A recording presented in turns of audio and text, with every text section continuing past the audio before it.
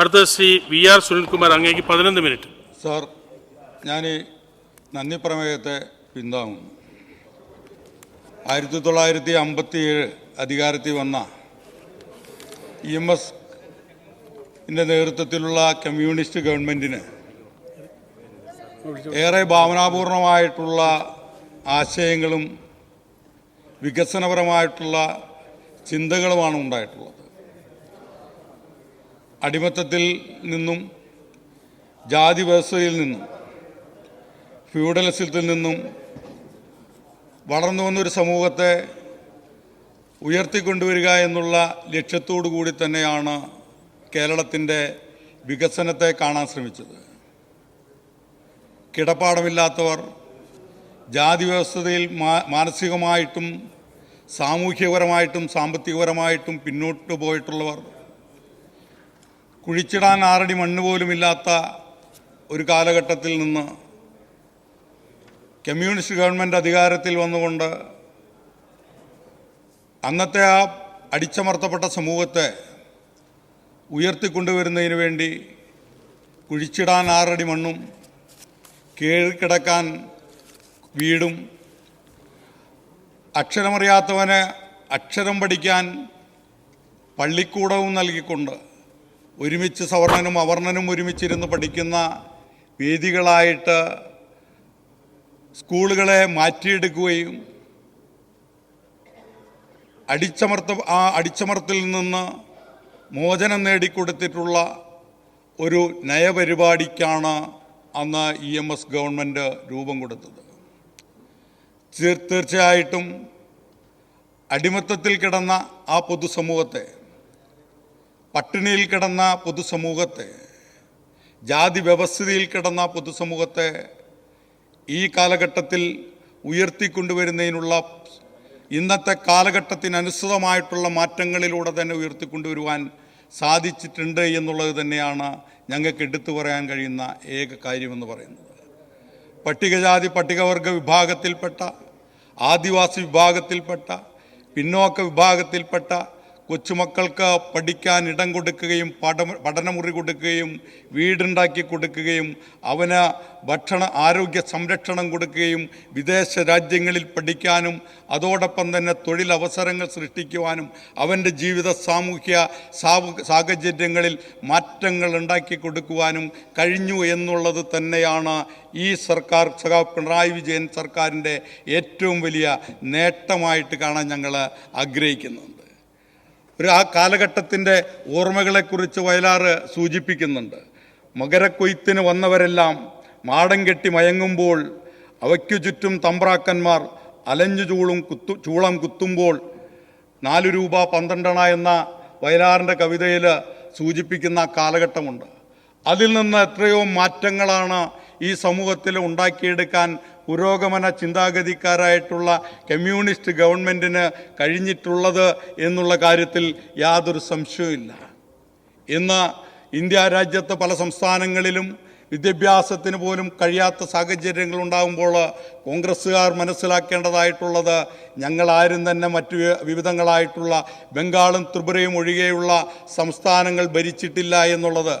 അവിടെയെല്ലാം ഇന്ന് അധസ്ഥിത ജനവിഭാഗങ്ങളുടേതായിട്ടുള്ള അവസ്ഥാവിശേഷങ്ങൾ എന്ത് എന്ന് കൃത്യമായിട്ടുള്ള ധാരണയോടെ പഠിക്കുമ്പോഴാണ് ഇന്ന് പട്ടികജാതി വർഗ വിഭാഗത്തിലും ആദിവാസി വിഭാഗത്തിലുംപ്പെട്ട ജനസമൂഹത്തെ ഒന്നായി കാണുവാനുള്ള സമത്വപൂർണ്ണമായിട്ടുള്ള സാഹചര്യങ്ങൾ ഒരുക്കുവാനുള്ള അവസരങ്ങൾ ഉണ്ടാക്കിയിട്ടുണ്ടെങ്കിൽ അത് കമ്മ്യൂണിസ്റ്റ് ഗവൺമെൻറ്റിൻ്റെ നേട്ടമാണ് എന്നുള്ള കാര്യത്തിൽ യാതൊരു സംശയവുമില്ല. ലൈഫ് പദ്ധതിയിലൂടെ എല്ലാവർക്കും വീട് എന്നൊരു സങ്കല്പം യാഥാർത്ഥ്യമാകുന്നൊരു സങ്കല്പമായിട്ട് തന്നെയാണ് ഞങ്ങൾ കാണുന്നത്. യാഥാർത്ഥ്യങ്ങളിലേക്ക് അടുക്കുന്നു എന്നുള്ളത് തന്നെയാണ്. എല്ലാ പാവപ്പെട്ട ജനവിഭാഗങ്ങൾക്കും പൊതുസമൂഹത്തിലുള്ള എല്ലാവർക്കും ലൈഫ് എന്ന പദ്ധതിയിലൂടെ വീട് അനുവദിച്ചു കൊടുക്കുമ്പോൾ അവർക്ക് അവൻ്റെ മാനസികമായിട്ടുള്ള ഉല്ലാസമാണ്, അവൻ്റേതായിട്ടുള്ള വളർച്ചയെ കണ്ടുകൊണ്ട് തന്നെയാണ് ഞങ്ങൾ അത്തരം പദ്ധതികളിലേക്ക് കടക്കാൻ ആഗ്രഹിച്ചത്. പാവപ്പെട്ടവന് പെൻഷൻ പദ്ധതികൾ കൊടുക്കുമ്പോഴും അവൻ്റെ ജീവിതത്തിൻ്റെ ഉന്നതി, അവൻ്റെ ഘട്ടം ഘട്ടമായിട്ടുള്ള അവൻ്റെ ജീവിത നിലവാരത്തെക്കുറിച്ച് തന്നെയാണ് ഞങ്ങൾ കാണാൻ ആഗ്രഹിച്ചിട്ടുള്ളത്. വിവിധങ്ങളായിട്ടുള്ള പദ്ധതികളിലൂടെ എല്ലാ മേഖലകളിലേക്കും കടന്നു വരാൻ ഈ സർക്കാരിന് സാധിച്ചിട്ടുണ്ട് എന്നുള്ളത് തന്നെയാണ്. കേന്ദ്ര സർക്കാർ സഹകരണ മേഖലയെല്ലാം തന്നെ ഇല്ലാതാക്കാൻ ശ്രമിച്ചപ്പോഴും കള്ളപ്പണത്തിൻ്റെ പേരിൽ അതിനെ ഇല്ലാതാക്കാൻ ശ്രമം നടത്തിയപ്പോഴും എല്ലാം തന്നെ പൊതുസമൂഹത്തെ ചേർത്ത് പിടിച്ചുകൊണ്ട് തന്നെ സഹകരണ മേഖലയെ ഉന്നതിയിലേക്ക് കടത്തിക്കൊണ്ടുവരുവാൻ സാധിച്ചിട്ടുണ്ട് എന്നുള്ള കാര്യത്തിൽ യാതൊരു സംശയവും ആർക്കും വേണ്ട. എല്ലാവരും എല്ലാ രീതിയിലും അതിനെ ഇല്ലാതാക്കാൻ ശ്രമിച്ച ഘട്ടങ്ങളിലൊക്കെ തന്നെ ചേർത്ത് പിടിക്കാൻ ഞങ്ങൾക്ക് സാധിച്ചു എന്നുള്ളത് തന്നെയാണ്. ഭിന്നശേഷി ഉന്നമനവും തൊഴിലന്വേഷകരുടെ നൈപുണ്യശേഷി വികസനത്തിന്, അതുപോലെ തന്നെ പ്രതിസന്ധി ഘട്ടങ്ങളിൽ കുടുംബങ്ങൾക്ക് കൂടുതൽ ധനം ലക്ഷ്യമാക്കുന്നതിന് കുടുംബത്തിനൊരു കരുതൽ ധനം എന്നുള്ള രീതിയിൽ ചെറുകിട കച്ചവടക്കാർക്കുള്ള സഹായഹസ്തം ഉൾപ്പെടെ സമൂഹത്തിലെ അസമത്വം കുറയ്ക്കുന്നതിന് ലക്ഷ്യമിട്ടിട്ടുള്ള പദ്ധതികളാണ് സഹകരണ മേഖലയിലൂടെ നടത്താൻ ശ്രമിച്ചിട്ടുള്ളത്. തീർച്ചയായിട്ടും ഇനിയും ഒത്തിരി മേഖലകളിലേക്ക് സഹകരണ മേഖല കടന്നു വരേണ്ടതായിട്ടുണ്ട് എന്നുള്ള കാര്യത്തിൽ യാതൊരു സംശയവുമില്ല. ടൂറിസം മേഖലയിലേക്ക്, ആരോഗ്യ മേഖലകളിലേക്ക്, വിദ്യാഭ്യാസ മേഖലകളിലേക്കെല്ലാം തന്നെ അത്തരം സാധ്യതകളെ കൂടി പൂർണ്ണമായിട്ട് ഉപയോഗപ്പെടുത്തേണ്ടതായിട്ടുണ്ട് എന്നുകൂടി ഈ അവസരത്തിൽ ഞാൻ സൂചിപ്പിക്കുകയാണ്. സാർ, ഇന്ന് കേരള ചരിത്രത്തിൻ്റെ ഭാഗമാവുകയാണ് റവന്യൂ വകുപ്പ് എന്നുള്ളത്.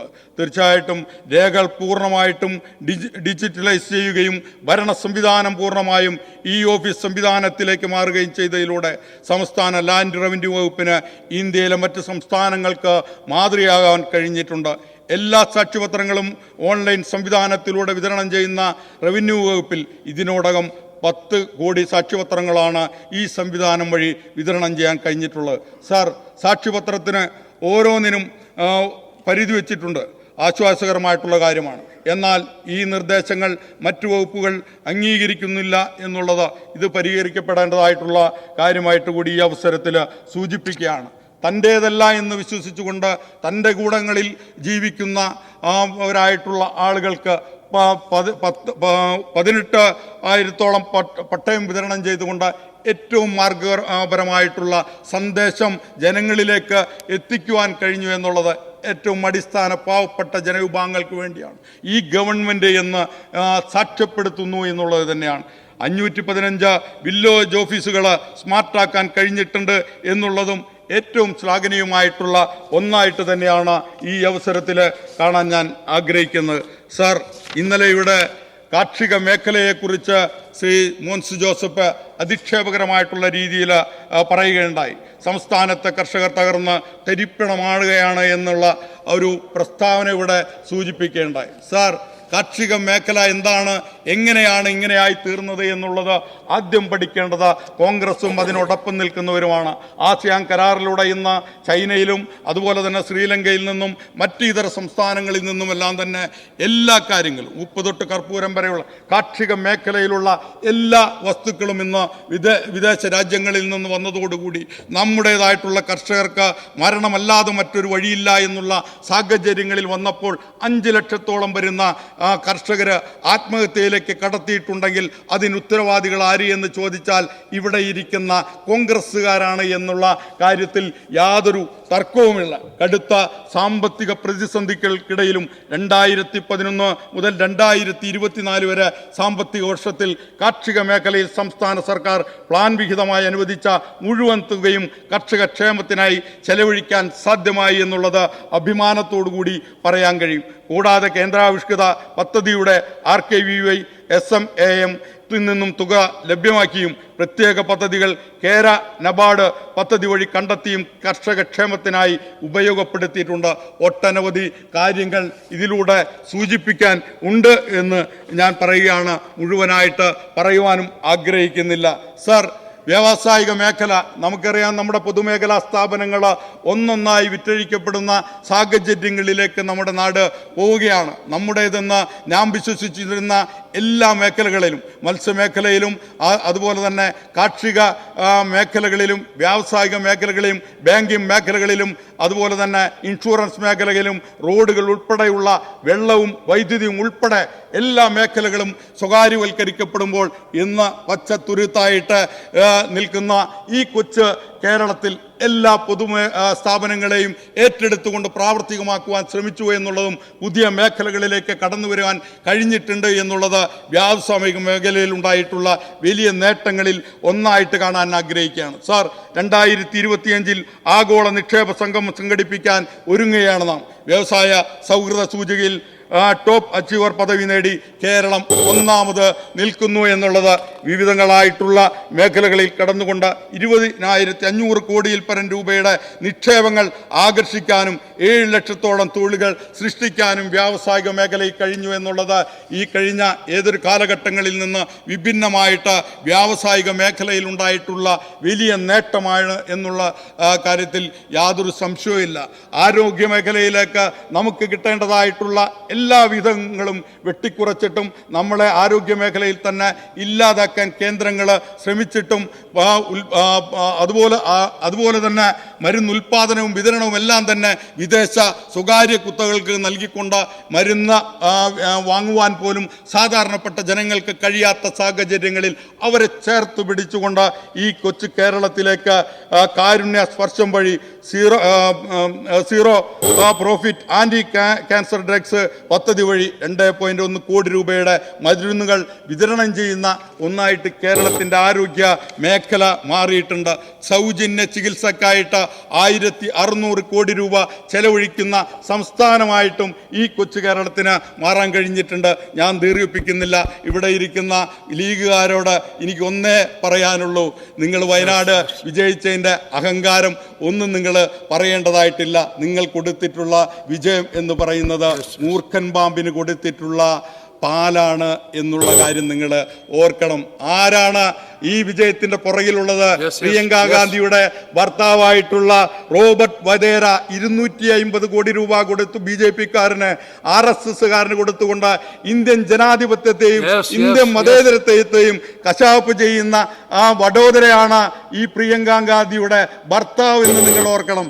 എൻ്റെ അച്ഛന് ബാബറി മസ്ജിദ് തകർത്ത സ്ഥാനത്ത് ഒരു അയോധ്യ ക്ഷേത്രം പണിയണമെന്ന ആഗ്രഹം ഉണ്ടായിരുന്നു എന്ന് പറഞ്ഞ പ്രിയങ്ക ഗാന്ധിയാണ് നിങ്ങളുടെ MP ആയിട്ട് നിങ്ങൾ വിജയിപ്പിച്ചു പോയത് എന്ന് നിങ്ങൾ ഓർക്കണമെന്ന് കൂടി സൂചിപ്പിച്ചുകൊണ്ട് ഈ ജനാധിപത്യത്തെയും മതേതരത്വത്തെയും ഈ വിദ്യാഭ്യാസ നയങ്ങളെയും എല്ലാം കാത്തു സൂക്ഷിക്കാൻ കരുതലായിട്ട് നിൽക്കാൻ സഖാവ് പിണറായി വിജയന്റെ നേതൃത്വത്തിലുള്ള ഗവൺമെന്റ് മതേതരത്വത്തിനും ജനാധിപത്യത്തിനും ഒറ്റക്കെട്ടായി നിൽക്കുമെന്നും കൂടി ഓർമ്മിപ്പിച്ചുകൊണ്ട് ഈ നയപ്രഖ്യാപനത്തെ പിന്തുണച്ചുകൊണ്ട് ഞാൻ എന്റെ വാക്കുകളെ ഉപസംഹരിക്കുന്നു.